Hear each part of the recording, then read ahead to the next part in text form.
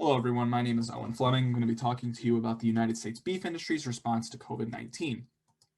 The U.S. beef industry was highly vulnerable to this crisis because of very cramped working conditions and because of very high consolidation. So the cramped working conditions make COVID spread basically a certainty in these plants, and it certainly was that. And you also have the fact that there's so few packing plants that an issue at one of them, if one of them shuts down, you have an issue for the entire United States. And this is exactly what we saw at the height of the pandemic. The modeling approach I'm using is a three-sector model. So I disregard this fourth sector over here. I'm only concerned with these three sectors here. The way a supply chain works is that each entity serves as both a consumer and a supplier. So that's what's interesting about this. So you have markets between entities that are linked by supply and demand. An entity serves as the demand side of one equation and the supply side of another equation. So you can link these things and very easily estimate them with econometrics based on the fact that an entity acts as both a consumer and a supplier.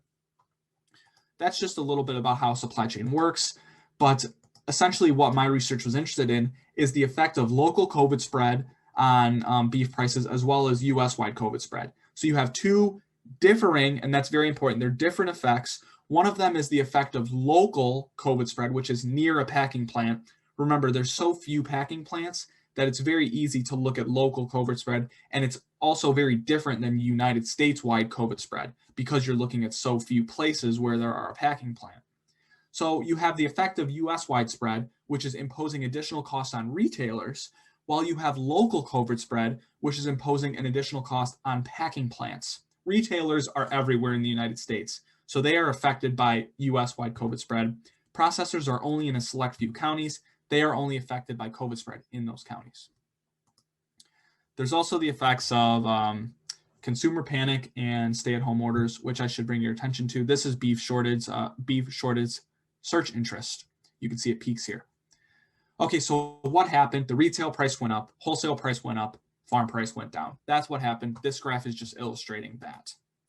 The question is, what role does COVID-19 play in this variation? So how exactly is the costs that COVID is imposing on retailers and supply and wholesalers operating here? How is that working?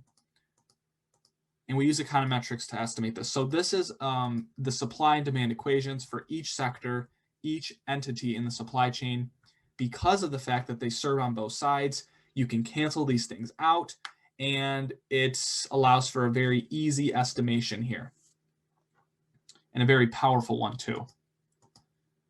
So we estimated this, or I estimated this with USDA beef price data and Johns Hopkins COVID-19 data. So here are the results. I'll talk to you about the wholesale regression.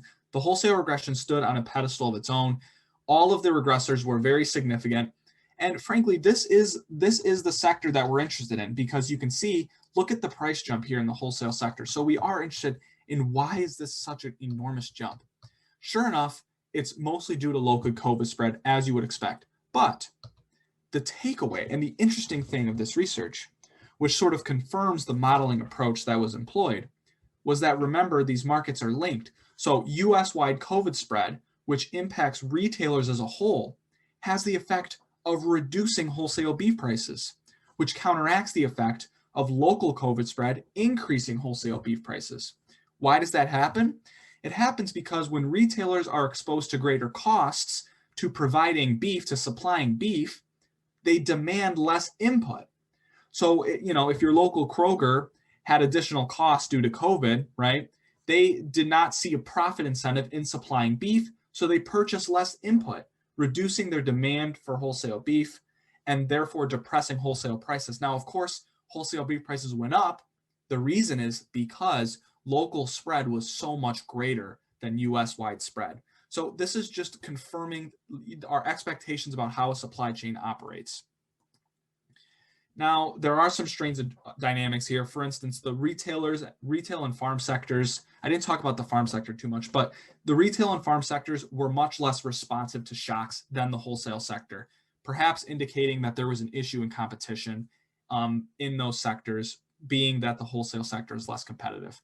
So maybe it's time to rethink the way we produce our beef, because obviously that this approach that we're using is just too vulnerable to crisis. Thank you.